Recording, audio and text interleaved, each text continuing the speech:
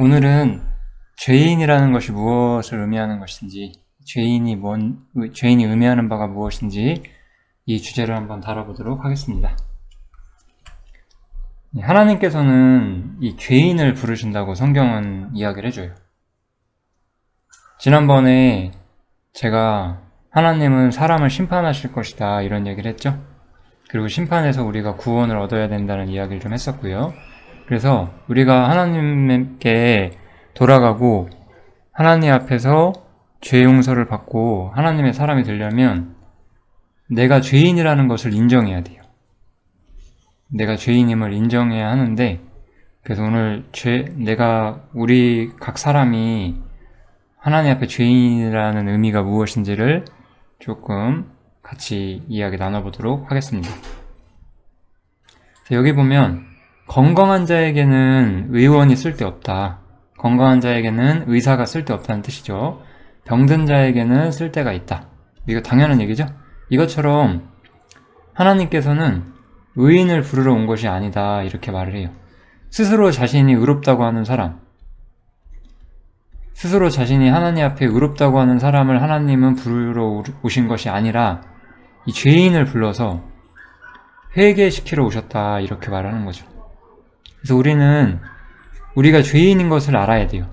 우리가 죄인인 걸 깨달아야지만 우리는 회개를 할 수 있어요. 우리가 구원을 받지 못하는 가장 큰 이유가 뭐냐면 회개하지 않기 때문인데, 이 회개하지 않는 사람들은 기본적으로 자신이 죄인이라는 게 어떤 의미인지를 정확히 이해하지를 못하거든요.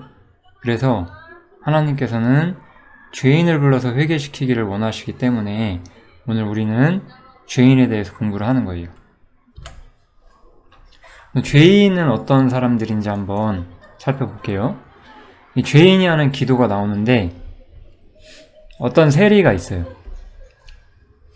이 사람은 이제 세리는 되게 좀 악한 사람으로 성경에서 많이 묘사가 되거든요. 좀 잘못된 인생을 산 사람으로. 그래서 이 사람이 멀리 서서 감히 눈을 들어 하늘을 우러러 보지도 못하고 다만 가슴을 치며 가로되 하나님이여 불쌍히 여기옵소서 나는 죄인이로소이다 하였느니라 이렇게 기도를 하죠. 죄인의 기도에는 이 두 가지가 있어요. 첫 번째는 자신의 상태, 하나님 앞에서 우리 자신이 타락한 죄인이라는 것을 인정하는 상태죠. 우리 자신이 내가 하나님 앞에 타락한 죄인이라는 것을 깨닫는 거. 그 다음 두 번째로는 이제 자신을 불쌍히 여겨주고 자신을 구원해 주시기를 부탁하는 그 하나님한테 이 자비를 구하는 기도를 하게 되죠. 그 죄인이라는 걸 깨닫지 못한 사람은 하나님께 자비를 구하지 못하고 자신이 이러이러한 사람이기 때문에, 자신이 꽤나 괜찮은 사람이기 때문에 내가 구원받아야 하지 않냐 이렇게 말하는 것을 즐겨해요. 실제로 굉장히 많이 있는 일이고요. 그래서 아까 자신의 상태를 인정하는 것과 그 다음에 자비를 구하는 장면이 있었죠. 그래서 이 두 가지 장면에 대해서 좀 또 다른 성경의 예를 한번 찾아볼게요. 이 시몬 베드로는 예수님의 제자인데 이 사람이 예수님의 제자가 되기 전에 있었던 일화거든요. 이 사람이 예수님께서 그 물고기를 잡게 해주시는 엄청난 표적을 본 다음에 예수님이 바로 하나님이 보내신 분이라는 걸 깨닫게 되고 이제 그 하나님의 영광에 비답해서 자신이 죄인이라는 걸 깨닫게 돼요. 그래서 예수의 무릎 앞에 엎드린다고 나오죠. 예수의 무릎 앞에 엎드려서 나를 떠나소서 나는 죄인이로소이다 이렇게 답을 해요. 그래서 이 하나님의 영광이 우리가 죄인이라는 것을 밝히 보여주는 거예요. 저는 우리가 어떠한 구체적인 내용 때문에 죄인이 되느냐 이것을 설명하기 전에 우리가 죄인인 걸 깨닫게 해주시는 분이 바로 하나님의 영광의 빛이다 이 말씀을 지금 조금 먼저 드리고 싶어요. 왜냐하면 우리가 모든 것을 깨닫는 데 있어서 저 같은 사람들은 전하는 사람일 뿐이고, 하나님 말씀을 우리들 각각이 깨닫는 데 있어서는 하나님께서 비춰주셔야만 하거든요. 우리 양심 속에 이 하나님의 말씀을 통해서, 이 하나님의 말씀을 통한 하나님의 빛이 이렇게 비춰야 돼요. 이렇게 빛이 비추면 내 안에 어둡고 더러운 것이 있다는 것이 이 빛 때문에 발견되게 되는 거죠. 그래서 우리가 하나님 말씀이 있기 전에는 자신이 꽤나 의롭고 선한 사람인 줄 알아요. 우리 뉴스 한번 봐보세요. 각자 자기가 굉장히 옳은 일을 하는 것처럼 말하잖아요. 특히 이제 정치 분야 이런 데 있는 사람들 보면 굉장히 자신은 의로운 사람인 것처럼 그렇게 말하는 것을 좋아하죠. 하나님의 영광의 빛을 못 봤기 때문에 그런 거거든요. 하나님의 그 거룩한 영광의 빛을 보면은 우리는 그냥 죄인일 뿐이라는 것을 인정할 수밖에 없어요. 그 다음에 두 번째는 이제 하나님께 자비를 구하는 장면이 나왔었잖아요. 이번엔 자비를 구하는 사람의 모습을 여기서 한번 볼게요. 이번에 문둥병 걸린 사람이 나오는데, 이 사람은 예수님께 이렇게 말을 해요. 주여 원하시면 나를 깨끗게 하실 수 있나이다 하니, 이렇게. 예수님께서 원하신다면 자신은 문둥병 걸린 사람처럼 더러운 죄인이지만 예수님께서 나를 깨끗게 해주실 것을 이 사람은 믿었어요. 그래서 하나님께서는 악하고 더러운 죄인일지라도 하나님께 돌아가고 용서받고자 하는 사람을 버리지 않으시거든요. 이 부분 또한 잘 기억해 주시면 좋을 것 같아요. 하나님께서는 하나님께 돌아오고자 하는 사람들을 버리시지 않는 분이라는 것, 자비로운 분이라는 것을 좀 꼭 기억해 주시면 좋겠습니다. 하나님은 자비롭고 은혜가 풍성하신 분이에요. 은혜가 많으신 분. 우리는 때론 이런 사람들을 보게 돼요. 내가 너무 악해서 하나님은 날 용서해주지 않을 것 같다, 이런 말. 그런 말은 하나님을 믿지 않기 때문에 나오는 거예요. 이 사람처럼 하나님께서 원하시기만 한다면 나를 깨끗게 할 수 있다는 것, 이것을 믿지 않기 때문에 사람이 그렇게 말하는 것이고, 제가 드릴 말씀은 하나밖에 없어요. 하나님께서는 자비롭고 은혜가 많으시기 때문에 이 말씀을 듣고 하나님의 자비를 믿고 하나님께 나오셔야 한다, 이것만 제가 말씀드릴 수가 있을 것 같습니다. 이제 제가 이번에 또 다시 드리고자 하는 말씀은 이번엔 반대의 사람. 우리 죄인은 두 가지 특징이 있었죠? 첫 번째가 자신이 죄인됨을 인정하는 사람, 그 다음에 자비를 구하는 사람. 이렇게 두 가지가 있었어요. 근데 이 성경에 보면 또 자신의 상태를 인정하지 않는 사람이 나오죠. 우리는 이런 사람이 되면 안 돼요. 바리새인은 서서 따로 기도하여 가로되 하나님이여 나는 다른 사람들 곧 토색 불의 간음을 하는 자들과 같지 아니하고, 여기 나오죠? 나는 저렇게 악한 사람들하고는 다르게 살고 있습니다. 그리고 저기 있는 저 세리랑도 달라요. 이렇게 말을 하면서 나는 일주일에 2번씩 금식도 하고 11조도 철저히 내고 있다. 나는 하나님 앞에서 열심히 살고 있다. 그러니까 나는 다른 사람과는 다르고 의롭게 살고 있다. 이렇게 주장하는 사람들이 있는 거예요. 근데 아까 우리 제일 처음에 본 성경이 뭐였죠? 하나님께서는 의인을 구하러 온 것이 아니라, 이런 사람들이 의인이에요. 정말로 의로운 사람이 아니죠. 스스로 의롭다고 말하고 있는 사람들이에요. 하나님께서는 이런 사람들, 자신의 상태를 인정하지 않고 자신이 의롭다고 하는 사람들을 구하러 온 것이 아니라 오히려 죄인을 불러서, 아까 그 세리는 어떻게 했어요? 자신은 죄인이라고 한탄하면서 자신을 불쌍히 여겨달라고 기도하잖아요. 이게 진짜 죄인의 자세거든요. 그래서 하나님께 자비를 구하고 회개하는 사람들, 하나님께서는 이런 사람을 찾으신다는 거죠. 이제 하나님의 자비로움을 믿지 않는 사람들이 두 번째는, 제가 두려움으로 인해 도망친다 이렇게 표현을 해놨는데, 아까 베드로는 어땠나요? 베드로는 예수님의 영광을 봤을 때 자신이 죄인이라고 인정했어요. 그리고 하나님 앞에 굴복하고자 했어요. 그런데 이건 창세기에 나오는 아담인데요. 아담은 처음에 하나님께서 먹지 말라고 한 그 실과를 먹게 되고 그로 인해서 심판을 받게 되는데, 이 사람이 그 선악을 알게 하는 나무의 실과를 먹었을 때 선과 악에 대해서 알게 되었어요. 그리고 나서 이 사람은 즉각적으로 깨닫게 돼요. 내가 동산에서 하나님의 소리를 듣고 내가 벗었으므로 두려워하여 숨었나이다. 이렇게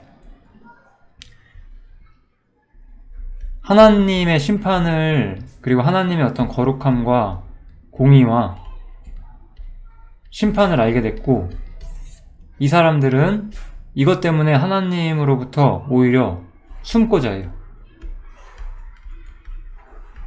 아까 그 문둥병 환자는 하나님께서 나를 용서해 주실 걸 믿고 오히려 그분에게 나아갔잖아요. 근데 이 사람은 숨고자 했어요. 이것 또한 하나님의 어떤 자비를 신뢰하지 않기 때문인 거죠. 하나님이 나를 용서해 주실 거라고 생각하지 않기 때문에, 하나님은 어떤 자신에게 부당한 심판을 할 거라고 생각하기 때문에 이렇게 숨는 거죠. 근데 정말 하나님으로부터 숨을 수 있는 사람이 세상에 없겠죠. 그래서 이렇게 하나님 앞에서 숨고자 하는 것은 아무 소용이 없어요. 그래서 저희가 지금 여러 가지 사람들을 살펴봤어요. 그러면 지금까지 나왔던 이야기들을 좀 요약을 해보면, 하나님께서는 죄인을 구하러 오셨고 의인을 구하러 오지 않으셨어요. 그죠? 죄인을 구하러 오셨어요. 근데 죄인은 어떻죠? 죄인은 자신의 상태, 자신의 하나님 앞에서 타락한 죄인이라는 것을 인정하는 상태에 있는 사람이었어요. 상태를 인정할 수 있는 사람들이었고 하나님께 자비를 구하는 사람들이에요. 근데 이 의인이라고 주장하는 사람들, 혹은 이 하나님께 나오지 않는 사람들은 어땠어요? 자신의 상태를 인정하지 않아요. 나는 하나님 앞에서 의로운 부분이 있다, 이렇게 주장을 하죠. 두 번째로, 이 심판자인 하나님으로부터 도망치고자 하는 거예요. 여기 나온 것처럼. 이거는 하나님에 대해서 올바른 생각을 한 사람이 아닌 거예요. 정말 우리가 하나님이 심판자라는 걸 알게 되면 우리는 피할 길이 없다는 것을 알게 돼요. 제가 옛날에 이 하나님 말씀을 처음 배우게 되었을 때, 내가 죄인이라는 것을 이해하게 되었을 때, 나는 어디로도 숨을 수 없다는 것을 저는 바로 깨달았거든요. 이 사람은 그러지 못했죠. 하나님 앞에서 숨고자 했어요. 이렇게 스스로 의롭다고 주장하는 사람도 비슷해요. 내가 이렇게 선한 일을 하면 내 죄가 좀 가려지지 않을까? 이런 생각하는 거. 이 이야기도 제가 지난번에도 한번 말씀드렸죠. 그래서 이런 부분으로는 우리의 죄 문제가 절대 해결이 안 돼요. 그래서 우리는 자신이 죄인임을 인정해야만 하고요. 그래서 나는 죄인이기 때문에 하나님의 은혜와 자비가 나에게 구원의 길을 열어주기를 바라야 하는 거예요. 이 말씀을 들으시는 여러분들이 자신이 죄인임을 깨닫고 하나님께서 나를 구원해 주기를 바란다고 기도하시면 좋을 것 같습니다. 그래서 이렇게 자신의 상태를 깨닫고 하나님께 자비를 구하는 사람들만이 아까 처음에 말했던 것처럼 진심으로 회개할 수가 있어요. 아까 하나님께서는 의인을 구하러 온 것이 아니라 죄인을 불러서 회개시키러 오셨다고 하셨잖아요. 그래서 이렇게 회개하면 우리가 죄의 사함을 얻을 수 있다고 지난 두 번째 시간에서 말씀드렸었던 것 같아요. 죄의 사함이에요. 죄의 사함을 얻을 수 있고, 이게 우리의 구원의 어떤 증표가 될 것이다. 제가 이런 얘기 드렸죠? 그래서 모든 사람이 이 하나님 말씀을 듣고 구원받기를 하나님께서는 바라고 계세요. 그러니까 여러분도 이 하나님의 말씀을 가볍게 여기지 마시고 이 하나님의 말씀이 얼마나 중요한 말씀인지를 생각하시고 꼭 구원을 아는 길로 오셨으면 좋겠습니다. 이제 제가 조금 더 보충 말씀을 드리고 싶은데요. 나는 죄인인 게 아직도 이해가 안 된다. 내가 꼭 죄인이냐. 이렇게 질문하실 분들이 계실 것 같아서 여러분들이 우리 모두가 죄인이라는 것을 제가 좀 간단히 정리를 해볼게요. 이 세상에 죄인이 아닌 사람은 없어요. 성경은 모든 사람이 죄 아래에 있다라고 선언을 해요. 이거는 로마서에 이러한 내용이 기록이 되어 있습니다. 그래서 열왕기상에 보면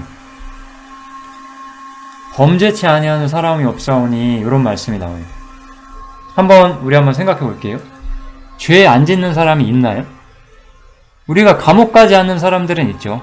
저도 감옥 가본 적 없고 살면서 경찰서 한번 가본 적 없으니까.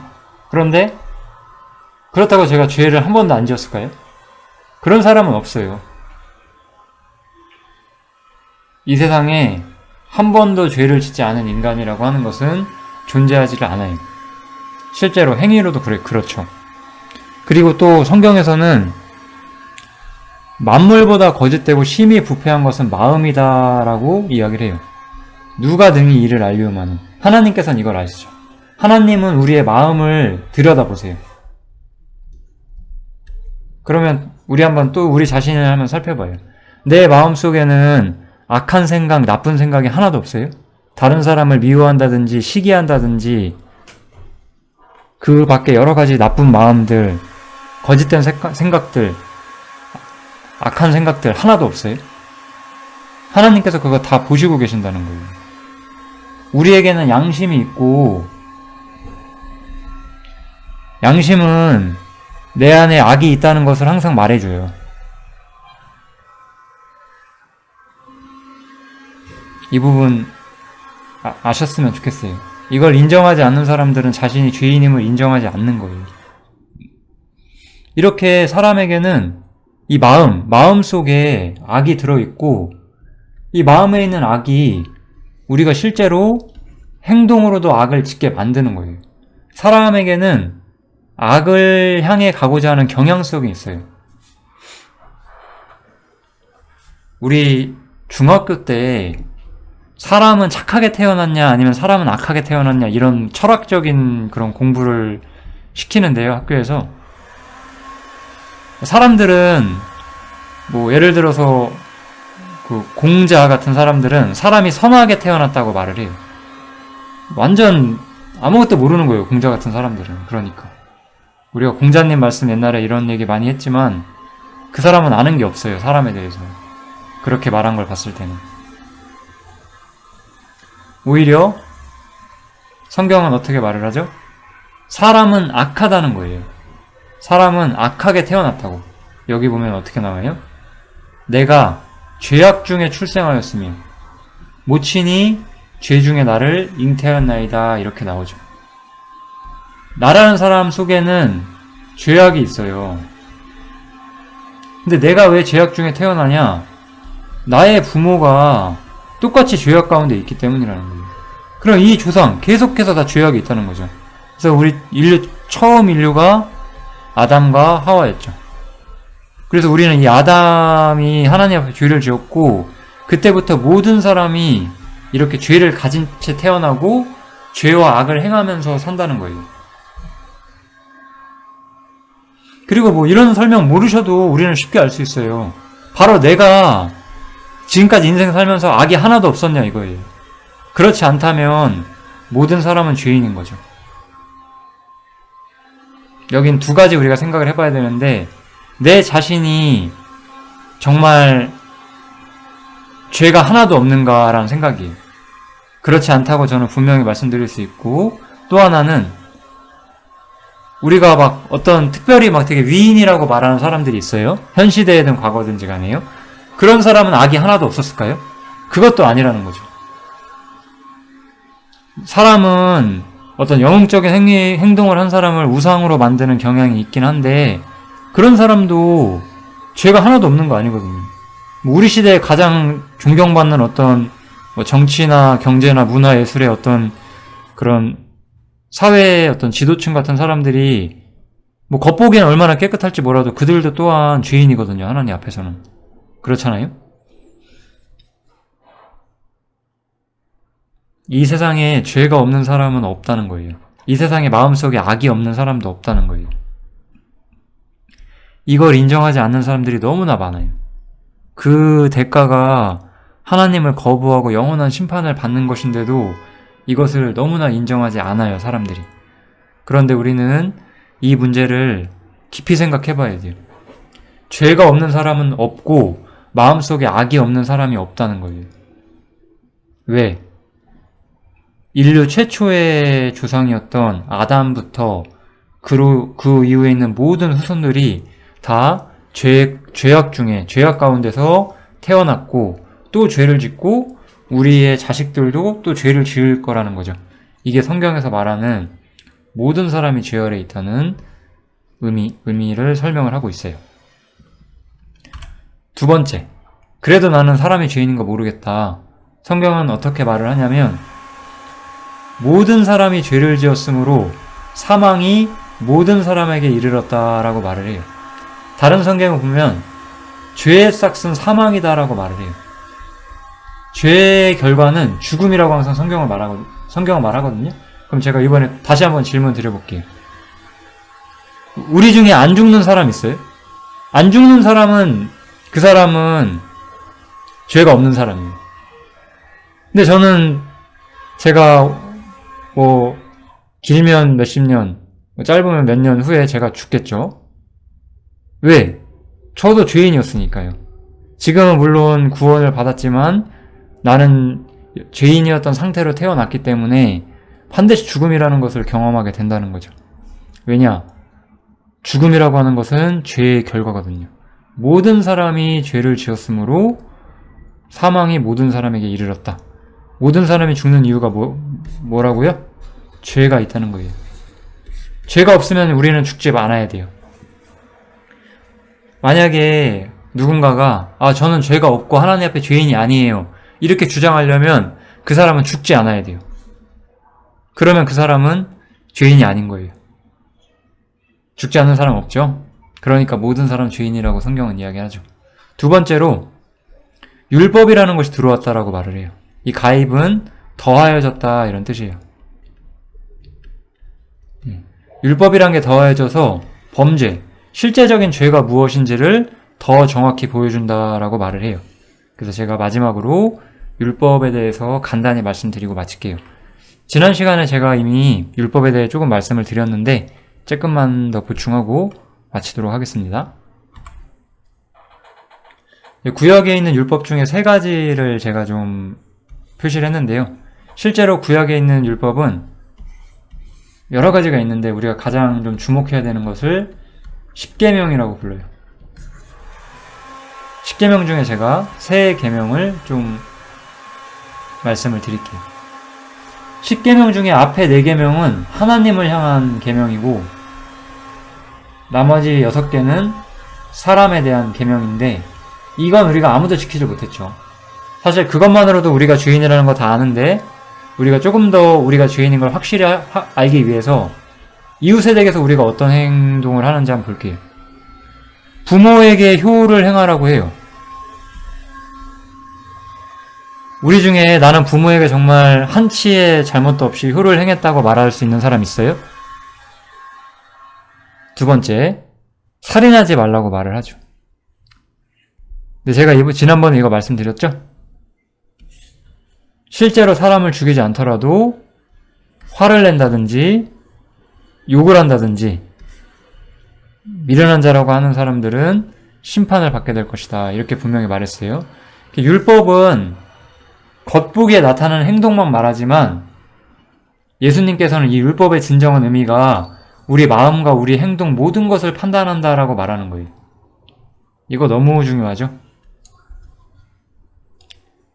이런 거 제발 좀 인정해 주시는 게 중요하거든요. 거짓말한 적 한 번도 없으세요? 살면서? 내 이웃에게 거짓 증거하지 마라. 거짓말. 우리가 사소한 거짓말 한다고 감옥 가진 않아요. 그런데 하나님께서는 모든 거짓말을 죄라고 말씀하셨어요. 정말 거짓말 한 번도 안 하셨어요? 여러분들이 거짓말 한 번도 안 했다면 죽지도 않으실 거예요. 죄가 없으실 테니까. 근데 그런 사람이 없죠. 거짓말하지 않은 사람이 없어요. 그래서 성경은 모든 사람이 죄인이라고 말을 해요. 이 세상에 죄인이 아닌 사람이 없어요. 그래서 우리가 오늘 이번 시간에 가장 처음 배운 게 뭐였어요? 하나님께서는 의인을 부르러 온 것이 아니라 죄인을 불러서 회개시키러 왔다라고 말씀하셨잖아요. 하나님께서는 죄인을 불러서 회개시키러 오셨어요. 그러니까 우리는 회개해야 돼요. 하나님께 자신의 죄를 인정하고 자신이 죄인이라는 걸 인정하고 하나님께 자비를 구하고 이제 하나님을 모르는 사람처럼 과거와 같이 하나님과 상관없는 사람처럼 살지 않기를 하나님께 고백하고 하나님께 죄를 용서해달라고 구해야만 하는 거예요. 이게 바로 우리가 지금 하나님 앞에 간구해야 되는 주제가 되는 거죠. 오늘은 제가 죄인이라는 게 무엇인지를 좀 말씀을 드렸거든요. 우리 자신이 하나님 앞에 죄인이라는 것을 꼭 아시고 하나님 앞에 진심으로 회개하실 수 있었으면 좋겠습니다. 이 죄인이 무엇인지에 대한 이번 주제 여기서 마치도록 하겠습니다. 감사합니다.